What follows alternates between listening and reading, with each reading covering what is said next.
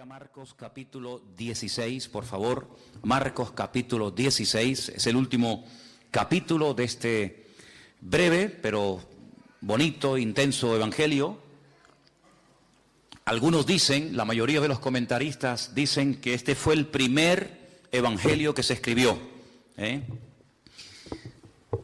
Y tengo que decirles algo, por si algún día lo oyen, o por si algún día alguien les dice esto y te puedes quedar con la boca abierta diciendo, pues yo no sabía eso. No, yo les quiero dar siempre toda la información para que si en algún momento algún listillo te dice esto, que no te quedes con la boca abierta. El Evangelio según San Marcos, según la Biblia que tenemos nosotros, el capítulo 16 tiene 20 versículos, ¿sí o no? Ustedes lo pueden comprobar, solamente es cuestión de agachar un poco la mirada y ustedes dicen, pues mira, sí, Marcos 16 tiene del 1 al 20, empieza relatándonos algo sobre la resurrección, después una serie de apariciones, una a María Magdalena, otra a un par de discípulos, después a todos los discípulos, o por lo menos los que habían quedado, y finalmente la ascensión. En todos los manuscritos del Evangelio según San Marcos, que se conservan hasta el día de hoy, el Evangelio según San Marcos terminaría escrito por Marcos en el versículo 8. Es decir, que el último versículo del Evangelio, según San Marcos, diría, y ellas se fueron huyendo del sepulcro porque les había tomado temblor y espanto, ni decían nada a nadie porque tenían miedo. Punto. Y ahí termina el Evangelio.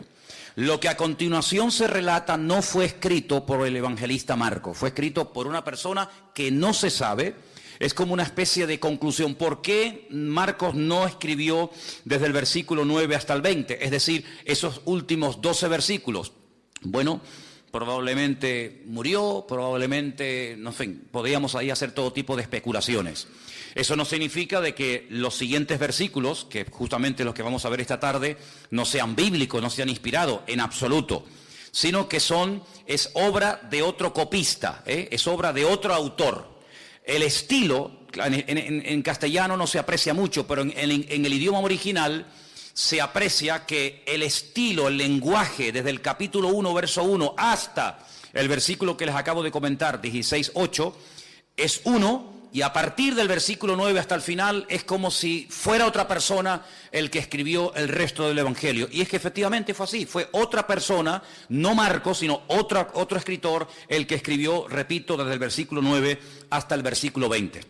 No es algo que cree ningún problema, sino simplemente a modo de información, por si algún día alguien se lo comenta, pues dice, no, si yo la sabía, no me estás descubriendo nada nuevo, ya eso ya lo sabíamos nosotros porque ya lo hemos oído en la iglesia.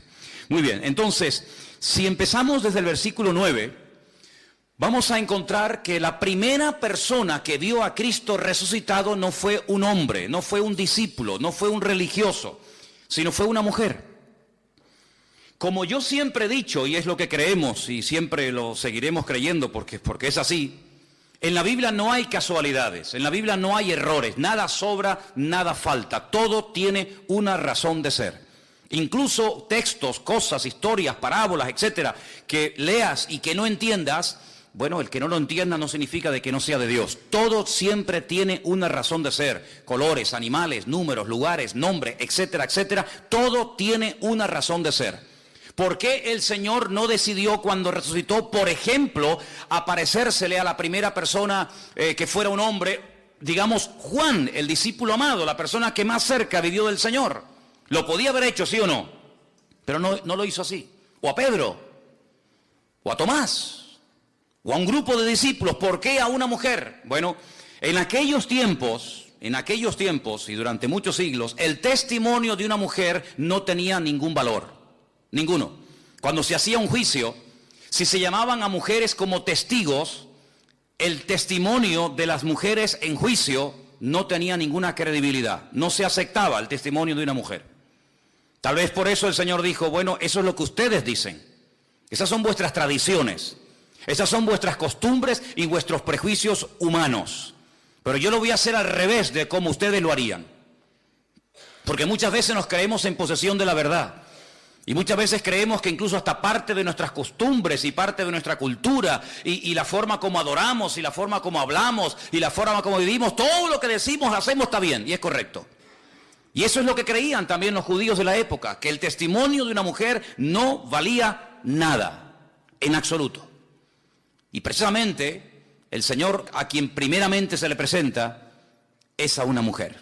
Teniendo este dato en cuenta, teniendo esta información en cuenta, ahora ustedes pueden entender, en el versículo 10 dice, yendo ella, lo hizo saber a los que habían estado con él, que estaban tristes y llorando. Esta mujer viene con la buena nueva, la primera persona en la historia de la humanidad que predicó el mensaje de la resurrección de Cristo. No fue un hombre, fue una mujer, fue María Magdalena, que dice el versículo anterior, de la cual el Señor había expulsado 7 demonios. En ninguna parte de los evangelios nos dice la Biblia que María Magdalena, como a veces yo he escuchado, era una prostituta. Eso no dice la Biblia, eso no lo dice. Lo que sí dice la Biblia es que tenía serios, gravísimos problemas de tipo espiritual, concretamente 7 demonios. Y a todos el Señor los expulsó. Luego, cuando esta mujer no solamente es liberada, no solamente cambió su vida antes de la crucifixión, sino que ahora encima lo ve resucitado, sale corriendo porque sabe que sus discípulos lo están pasando mal. Dice aquí el versículo 10 que estaban tristes, evidentemente. No era para estar tirando cohetes, no era para estar saltando de alegría. Habían matado a aquel que ellos habían creído que era el verdadero Mesías. Y según ellos, se equivocaron. Tantos años, tantos milagros, tantas maravillas, tantas cosas que hicieron y viajaron y escucharon y vieron. Aparentemente no sirvieron para nada. Se volvieron a equivocar otra vez. Y ahora hay que volver a casa. Ahora hay que recoger velas, amigo.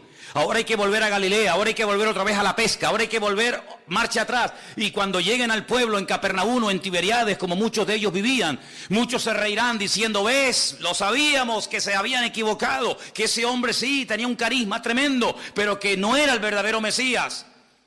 Y por eso estaban tristes y llorando, porque para ellos había sido una desilusión haber dejado todo para seguir al maestro y ahora resulta que el maestro está muerto. Pero en medio de este dolor, en medio de esta tristeza, una mujer llega y le dice, no, tranquilos, no pasa nada. Ha resucitado, lo he visto, he estado con él. Pero ahora pueden entender por qué dice que ellos oyeron que vivía, que ella lo había visto, pero dice, no la creyeron. ¿Por qué? Porque ellos tenían en su mente que, por muy verdad que fuera, jamás un judío aceptaría el testimonio de una mujer. Y además, no tenía otro testigo que pudiera corroborar su versión, sino que encima era una sola y encima mujer. Por lo tanto, lo que decía no servía para nada. Seguían en su tristeza, seguían en su desánimo, en su depresión. Y aunque el Señor ya estaba vivo, ellos seguían sufriendo por algo que ya había desaparecido, por un problema que no existía. Pero cuando creemos en una mentira, la mentira nos esclaviza y la mentira nos impide gozarnos en el Señor. El Señor estaba vivo, ya el diablo había sido derrotado, ya había ido a la presencia del Padre, ya se había presentado con sus manos ensangrentadas, ya el precio del pecado estaba comprado, anulado. Pero sin embargo ellos seguían sufriendo por algo que no tenía ningún sentido, seguir sufriendo y seguir llorando. Entonces el Señor dice, muy bien, no habéis creído al testimonio de una mujer porque vuestros prejuicios son tan tremendos que os impiden aceptar el testimonio de María Magdalena cuando es una de las mujeres más fieles que ha tenido el Señor durante su ministerio. Muy bien, vamos a hacerlo de una manera diferente, a ver si ahora creéis y aceptáis el testimonio. Versículo 12. Pero después se apareció en otra forma a 2, ya no a 1, sino a 2, no 2 mujeres, sino a 2 de ellos. ¿No vais a hacer caso a las mujeres? Muy bien, ahora voy a tomar a 2 de ustedes, hombres, y si no creéis a uno, tenéis que creer al otro. Ellos iban caminando, yendo por el camino, en otra parte dice que iban por un camino llamado Emaús. Ellos fueron y le hicieron saber a los otros y ni aún a ellos creyeron. Entonces ya no es problema de que era una mujer sola. Ya no es problema de que son solamente 2 hombres. Es problema de que no queréis creer. Ya no es problema de que no, es que nos habló una mujer y nosotros no podemos aceptar el testimonio de una mujer. No. Tu problema no es ese. Tu problema es que tú te niegas a cambiar. Tu problema es que tú no aceptas ni mujeres ni hombres, aunque sean 1000 los que vengan a dar testimonio. Ustedes se han cerrado en banda y ustedes bajo ningún concepto van a aceptar el testimonio de nadie.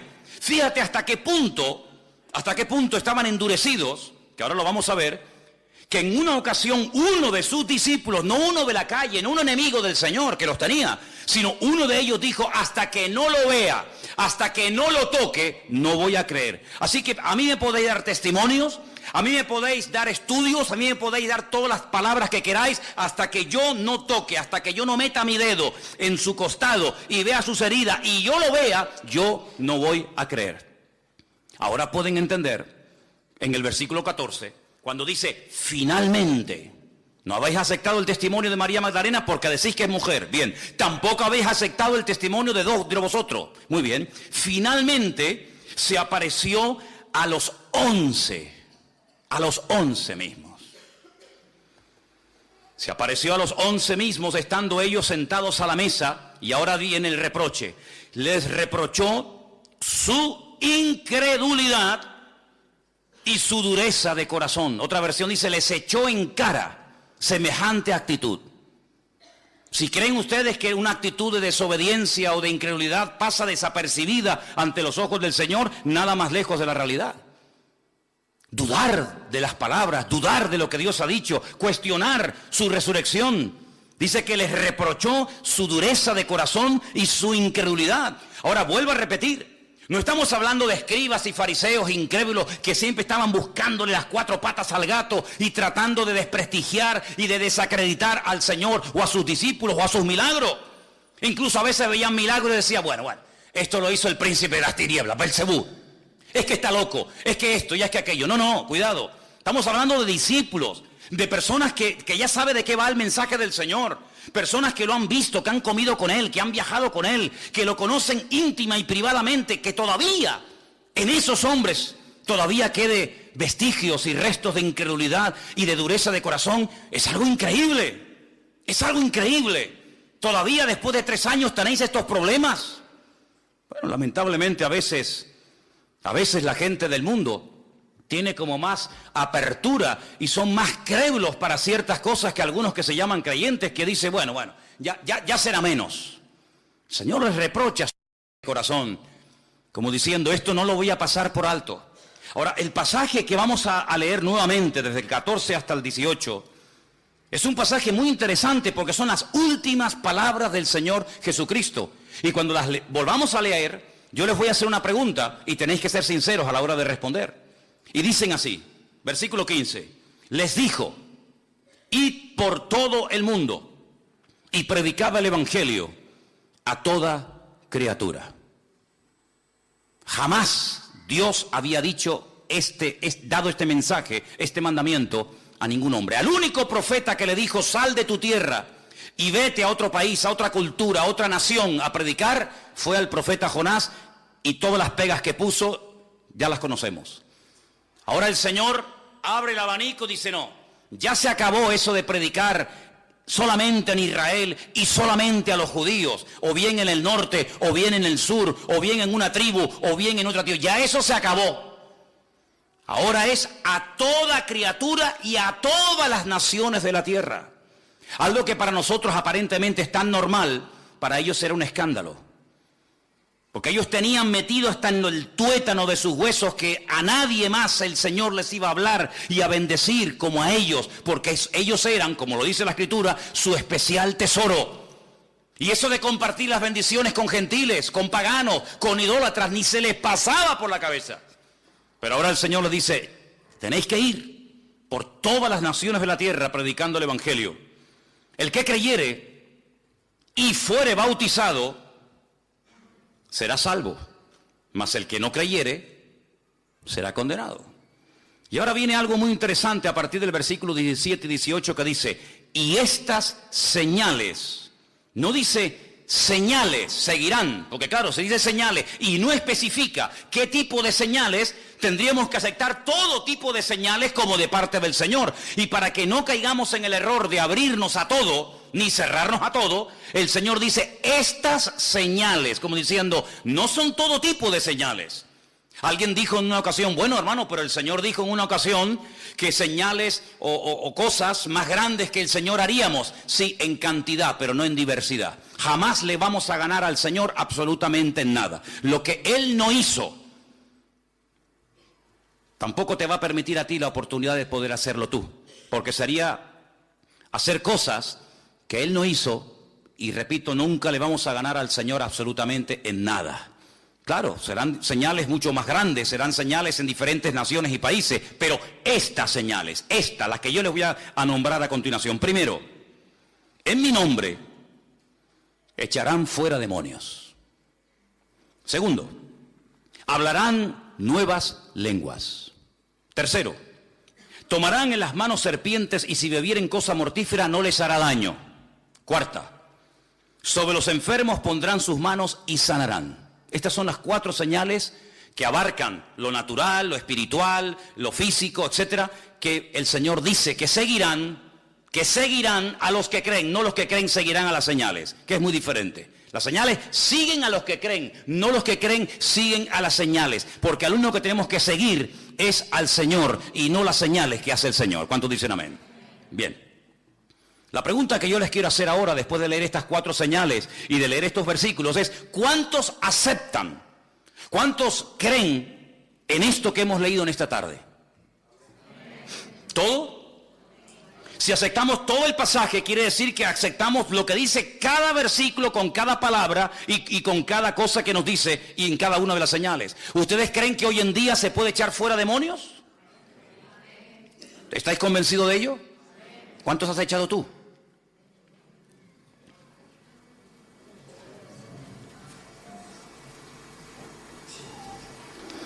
¿Tú crees que hoy en día una persona puede hablar en otras lenguas? ¿O en lenguas nuevas, como dice aquí? Entonces, ¿por qué no hablas tú nuevas lenguas?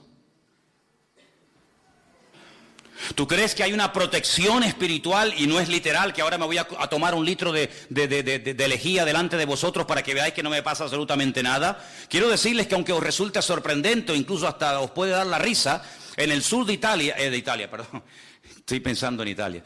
En el sur de los Estados Unidos hay una zona que se llama The Veil of God, que es el cinturón de Dios, que es donde por metro cuadrado hay más iglesias evangélicas de todas las naciones del mundo.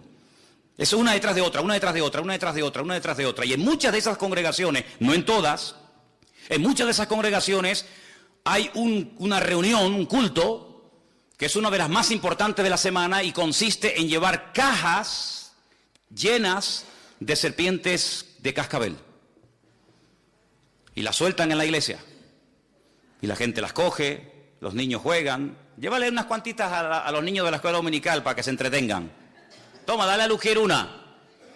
Claro, lo que no cuentan es que el cementerio que está detrás de la iglesia está lleno de los miembros de la iglesia que han sido picados y muertos por ella, ¿no? No es algo literal, ¿verdad? No es algo literal, pero esto nos habla de que hay una protección sobrenatural. No vamos a entrar a tentar a Dios, pero evidentemente el Señor nos está diciendo que hay una cobertura, hay una protección espiritual. ¿Por qué? Porque nos movemos en el mundo espiritual.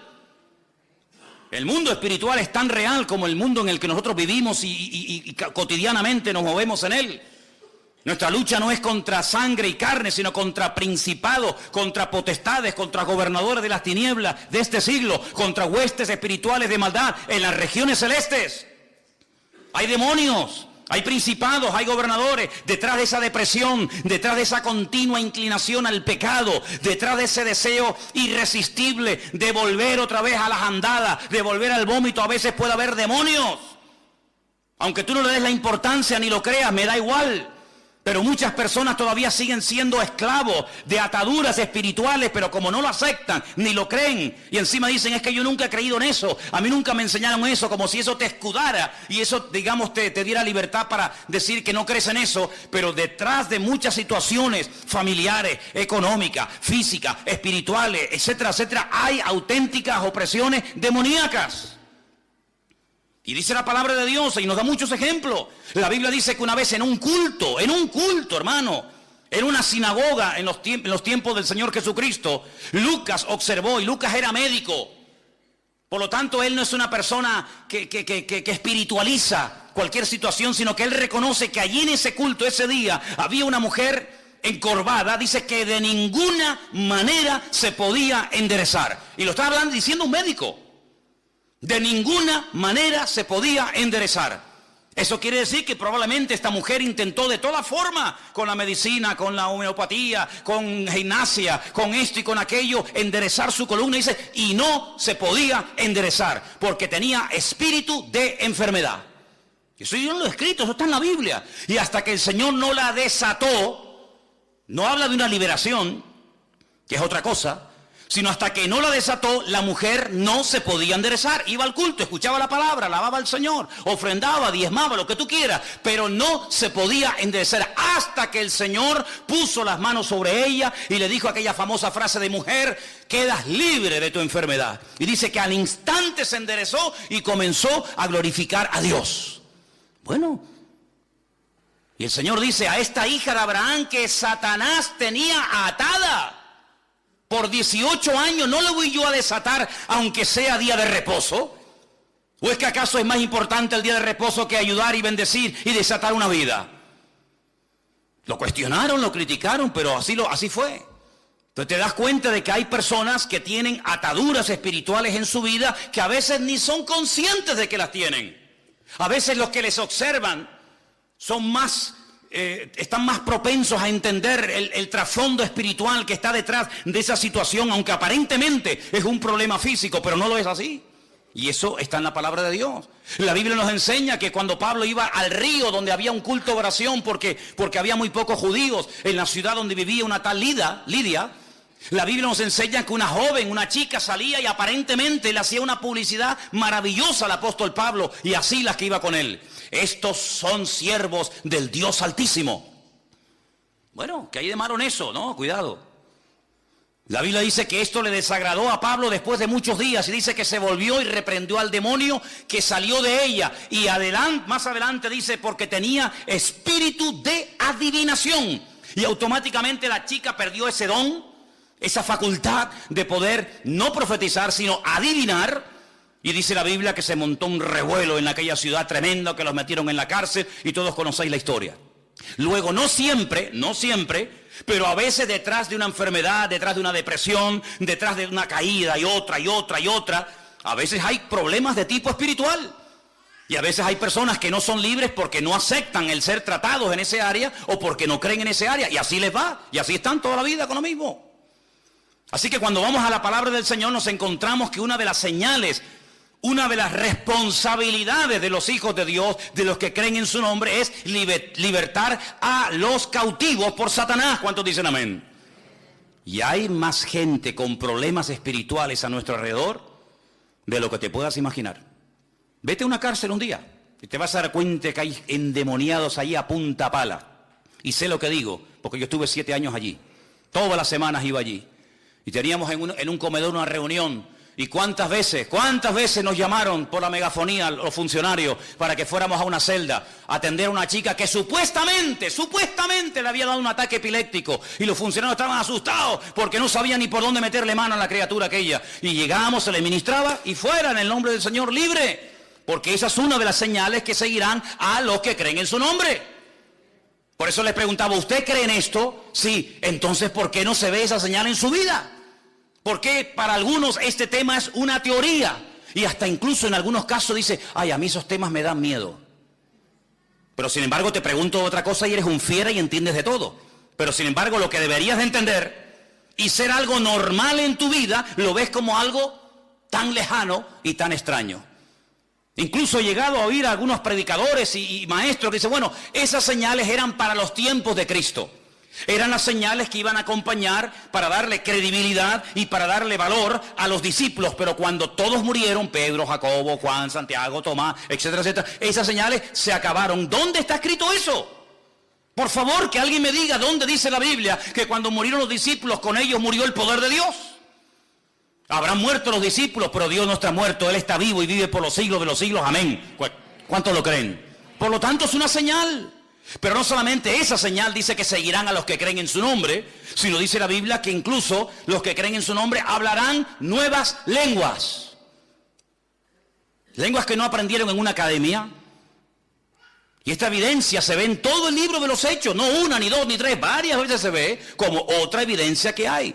Y era algo tan normal en aquellos siglos que hay capítulos enteros en la Biblia. Por ejemplo, Primera de Corintios capítulo 14, donde te habla acerca de cómo moverse y cómo entender y cómo ejecutar este don que Dios le ha dado al pueblo de Dios. Ahí está. Hay una protección sobrenatural sobre los hijos de Dios, sin lugar a dudas. No te quedes duda. Las veces que el diablo habrá querido matarnos, ni nos imaginamos. Cuando lleguemos a la presencia del Señor nos vamos a llevar muchas sorpresas de que aquello que pasó no fue casualidad, sino que era que el enemigo quería destruirnos, incluso en algunos casos desde pequeñito, desde el vientre de nuestra madre. Pero el Señor nos protegió y el Señor siempre estuvo cuidándonos. Y no nos dimos cuenta, pero algún día el Señor nos pondrá la película de nuestra vida y nos vamos a dar cuenta de muchas cosas maravillosas que ocurrieron en el mundo espiritual y que el Señor nos protegió de ellas, incluso hasta de la misma muerte. Y dice aquí que otra de las señales que seguirán a los que creen en su nombre, que pondrían las manos sobre los enfermos y sanarían. ¿Es bíblico hoy en día que se puedan orar por enfermos? Si no es bíblico y no se puede hacer, y esto acabó porque era de la era primera del cristianismo, quiere decir que los pobrecitos que estén enfermos hoy en día, pues que se vayan muriendo uno detrás de otro. Sin embargo, en esta iglesia ya aceptamos como algo normal el que en un culto, como por ejemplo el jueves, 2 personas hayan contado auténticos milagros de cómo el Señor ha obrado en sus vidas y una hermana, como contaba el jueves, no perdió su vista cuando le decían que iba a ser vaciado su ojo y la cuenca iba a quedar sola. Y también el otro testimonio también del jueves, ¿qué era el de Maxi también, cómo Dios protege. Entonces, nuestro Dios no ha cambiado. ¿Quién ha cambiado entonces? ¿La Biblia? No, sigue siendo la misma. Si Dios no ha cambiado, si la Biblia es la misma, si el Evangelio es el mismo, ¿por qué a veces hay creyentes que no levantan cabeza? Creyentes, acabo de decir, y no me equivoqué. Creyentes, familias de creyentes, que siempre están, cuando no es una cosa, es otra. Cuando no es una duda, es un dolor. Cuando no es un dolor, es una enfermedad. Cuando no es una enfermedad, es una depresión. Y yo digo, no es atractivo el cristianismo que muchos viven. El cristianismo que vivimos nosotros tiene que ser atractivo. La gente tiene que tenernos envidia a nosotros y no nosotros envidia de ellos. Nuestra vida tiene que ser de tal manera que lo sobrenatural tiene que ser lo normal. ¿Cuántos dicen amén? Lo normal. La paz, el gozo, la bendición. Eso tiene que ser lo normal en la vida de un hijo de Dios. Por eso yo preguntaba, ¿ustedes creen que estas señales siguen en vigor hoy en día? Pero todo empieza, no con las señales, sino con un imperativo. Id por todo el mundo y predicad, ¿qué? El Evangelio. Nunca le dijo el Señor a Isaías, a Moisés, a Abraham o a cualquier personaje de la antigüedad, vayan por todas las naciones predicando. No. Era como una especie de pueblo hermético, donde ellos sabían lo que habían recibido, pero en muy pocas ocasiones no le hacía ninguna gracia, créame, no le hacía ninguna gracia el abrirse y compartir las bendiciones y el conocimiento de la palabra de Dios con otras gentes. Miren cómo trató, por ejemplo, Eliseo a Naamán. No le hizo ni caso. No le hizo ni caso. Lo cual no fue bueno, lo cual no fue correcto. Que Dios obrara y quisiera un milagro, gloria a Dios. Pero no es correcto que un hombre venga pidiendo ayuda y no vayas ni a la puerta a decirle buenas tardes, bienvenido. Pero era la forma normal. El mismísimo Señor Jesucristo, durante un tiempo en su ministerio, él dijo, yo he venido a las ovejas perdidas de la casa de Israel. Y cuando manda a sus discípulos delante de él, hay una orden que a veces no se percata la gente que la dio, pero dice, no vayáis por caminos ni por ciudades de gentiles. Porque ahora no es el momento de entrar en confrontación con gentiles. Llegará el momento cuando tendréis que ir por todas las naciones, pero ahora yo he venido a algo concreto y específico. Dice, a lo suyo vino y los suyos no le recibieron. Una mujer que no era judía tenía una hija con problemas de tipo espiritual. Ella sabía que su religión iba a ser inútil la ayuda. Y ella insistía, y el Señor se le queda mirando y le dice, oye, no está bien que yo coja un pan y se lo dé a un perro. ¿Cómo? ¿Qué le acabas de llamar? ¿Perro? ¿Sí? Si no está bien que yo coja el pan de los hijos y se lo dé a una perra. Y la mujer dijo, sí, tienes razón. No es normal que se coja un pan, un plato de comida que es para los hijos y se le dé a los perros. pero también los perros tenemos derecho a comer, aunque sea una migaja. No se ofende porque para ella era normal el trato de desprecio, el trato de rechazo. No era el momento para entrar en territorio gentil, eso sería para otro momento de la historia. Ella acepta, pero ella dice, bueno, pero por lo menos atiéndeme, hame algo, tírame aunque sea un hueso. Y el Señor le dice, tu hija ha sido liberada en este mismo momento. ¿Qué te parece, amigo?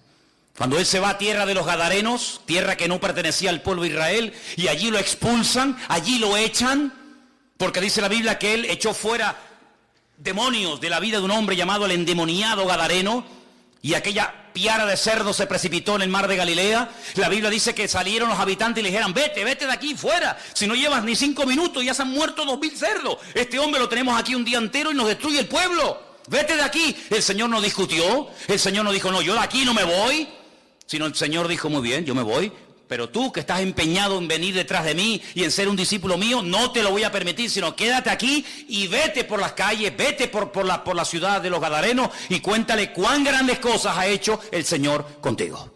Dejó ahí una luz, dejó ahí un testimonio. Ahora, ese tiempo en el cual solamente a ellos se les hablaba, solamente a ellos se les aparecía el Señor o el Señor les daba revelación, ese tiempo se acabó, amigo. Ya no estamos en ese tiempo, ahora hay un imperativo, ahora hay una orden, ahí la tenéis. Id por todo el mundo y predicad el Evangelio. La pregunta es, ¿y qué es el Evangelio? Porque si la orden es predicar el Evangelio a toda criatura, y ahí vi otras fotos, ¿verdad? Pues, ¿qué es el Evangelio? Porque todos los que son creyentes tenéis que saber alcanzar a todo ese tipo de personas, de razas, de tribus, de pueblos, de naciones, porque es una orden, es un imperativo, es un mandato del Señor a todas las naciones de la tierra, predicar el Evangelio. ¿Usted sabe predicar el Evangelio? ¿Sabe lo que es el Evangelio? ¿Qué es el Evangelio?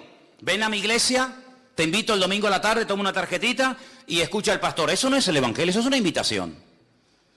¿El Evangelio qué es? Quítese esto del cuello, quítese aquello, quítese tal, quítese de cual y venga a mi iglesia. Eso no es el Evangelio. Hay gente que no saben evangelizar y llevan toda la vida en la iglesia. Es más, hay creyentes que son unos pesados cuando hablan del Señor. Son unos auténticos palizas. Porque hablan y hablan y hablan y hablan y hablan y hablan y hablan, pero no predican el Evangelio, porque no saben ni siquiera lo que es el Evangelio. Cuentan su testimonio, cuentan su vida, cuentan que le pasó esto, cuentan que le pasó lo otro, que llore un día y no sé qué, pero que eso no es el Evangelio, hermano y hermana, que eso no es el Evangelio. ¿Qué es el Evangelio? Contar su vida, sus problemas, cómo el Señor... No, eso no es el Evangelio, son testimonios, son experiencias personales, pero muy poca gente, créanme, sabe predicar el Evangelio. No saben hacerlo, porque en el fondo dice, bueno, ¿el Evangelio qué es? El Evangelio es una buena nueva, es una noticia que consiste en 3 elementos fundamentales. Si usted cuando predica el Evangelio no cuenta, no dice, no comparte estas 3 cosas, usted no está predicando el Evangelio. Usted está hablando del Señor, pero no está evangelizando. En todo mensaje evangelístico, en todo acto que usted haga para predicar el Evangelio, tiene que hablar sí o sí de la muerte de nuestro Señor Jesucristo. Pero la muerte, ¿por qué? ¿Por qué tuvo que morir Jesús? Si no murió de viejo, no murió de un infarto, sino que murió porque puso su vida voluntariamente para morir. ¿Por qué tuvo que morir? ¿Y por qué de esa manera tan cruel? Por una sencilla razón. Porque cuando Dios creó al hombre en el principio, lo creó sin pecado, lo creó sin mancha, lo creó inocente, lo creó con la libertad de poder acercarse y hablar con su Creador en cualquier momento y a cualquier hora y en cualquier lugar. Pero eso se acabó. Se desconectó el hombre de Dios por el pecado. Satanás vino, tentó al hombre, tentó a la mujer. Los dos cayeron, los dos se desconectaron de Dios. Los dos salieron del gobierno, de la protección de Dios. Y ya no podía hablar el hombre directamente con Dios. Ahora había que presentar sacrificios ¿de qué? ¿De qué? De animales. De animales. ¿Qué pinta un animal en mi relación con Dios? Es que cada vez que vayas y mates un animal, y cada vez que veas la sangre de ese animal derramado, número 1, tienes que entender que sin sangre sin derramamiento de sangre no hay remisión de pecados. La única forma de que el pecado se borre es con sangre.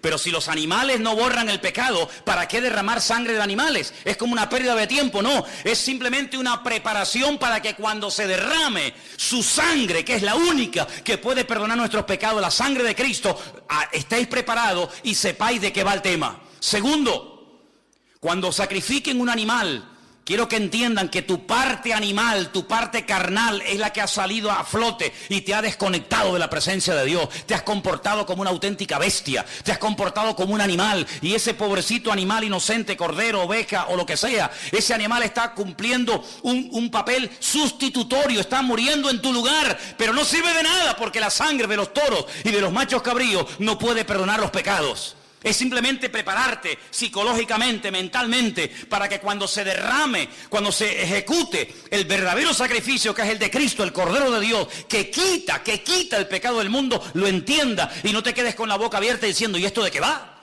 Así que cuando hables a una persona del Señor y quieras predicarle el Evangelio, tienes que decirle, Cristo murió por tu culpa, por tus pecados, por los nuestros, por los de toda la humanidad. Es como si Cristo dijera, mira, tú y tú y tú, todos tenéis que morir, pero yo no quiero la muerte del impío, dice la Biblia. Yo quiero que todos se salven y que todos procedan al arrepentimiento. Pero ¿cómo hacemos? Si la paga del pecado es la muerte, ¿qué hacemos? ¿Los perdonamos y van a seguir pecando? No. Yo lo que voy a hacer es ocupar vuestro lugar. Que mi Padre se desahogue conmigo y que derrame toda vuestra culpabilidad sobre mí. Y yo moriré por todos los crímenes, por todas las injusticias, por todas las barbaridades que se han cometido, que Dios me eche la culpa a mí. Y yo moriré por toda la raza humana, por los que murieron, por los que viven y por los que aún vivirán en el futuro. Yo voy a hacer un sacrificio una vez y para siempre. Bien, imagínate que la gente no entiende que Cristo murió por los pecados del pecador, que Cristo murió por nosotros. Pero murió. ¿Y ahora qué hacemos? La segunda parte. Hay que hablar de que la muerte no acabó con el Señor. La muerte no fue el fin, la muerte fue el principio. ¿Por qué? Porque la muerte dio paso a la resurrección. ¿Cuántos dicen amén? Porque sin resurrección no hay esperanza. Porque estamos creyendo en un muerto. Y los muertos, dice la Biblia, no tienen poder ni para hacer bien ni para hacer mal. Por eso la gente cuando consulta a los muertos se equivocan. La Biblia dice, no busques entre los muertos al que vive, porque Él ha resucitado. Si Cristo no resucitó, vana es nuestra fe. Y los que murieron creyendo que resucitarían, tampoco resucitarán. Porque si Cristo no resucitó, nadie tampoco resucitará. Luego Él murió, gloria a Dios por eso. Pero Él resucitó al tercer día.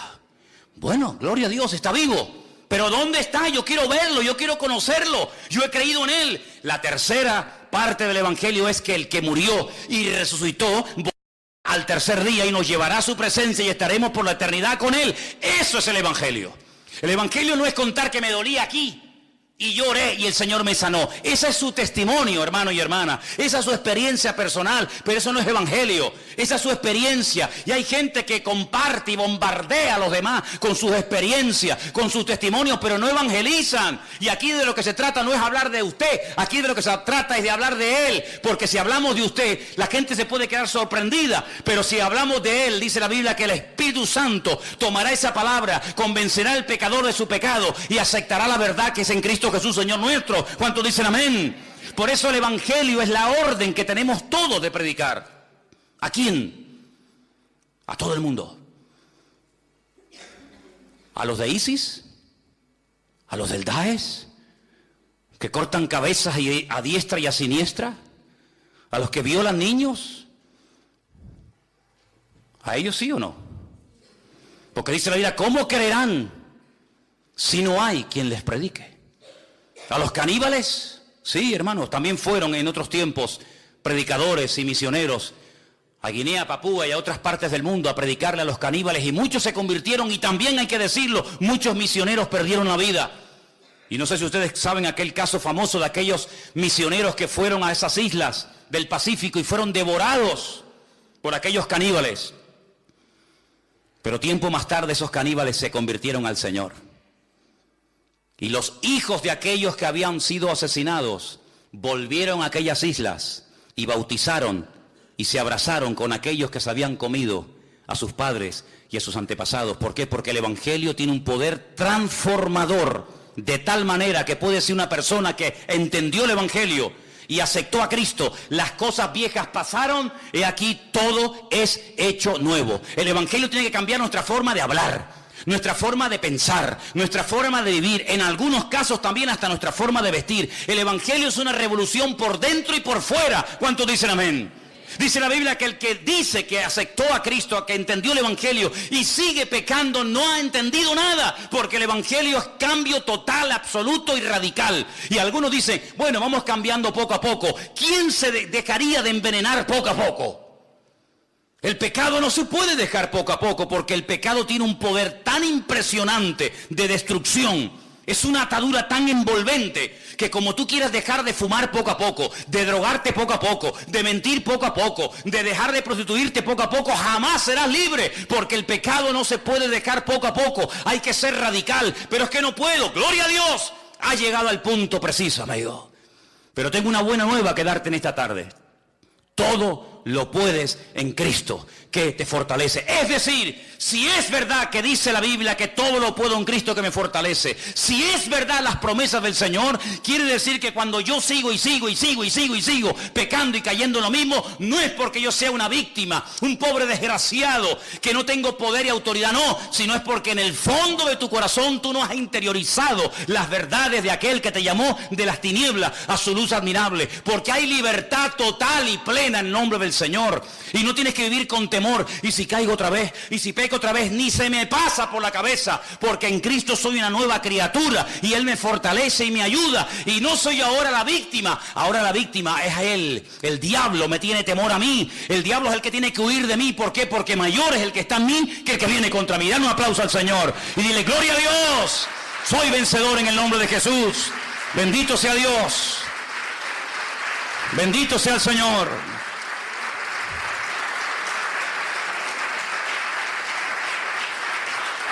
Amplía el radio de acción.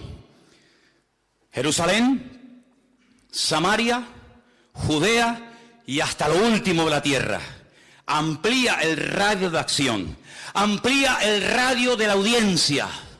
Ya no solamente a los judíos de Jerusalén, sino ahora es a todas las naciones de la tierra, a los romanos, a los griegos, a los cartagineses, a estos y aquellos. Así que amplía el campo, amplía la audiencia, amplía los requisitos, porque aquí también hay requisitos, En el Antiguo Testamento a nadie se le hablaba de convertirse. ¿Convertirse a qué?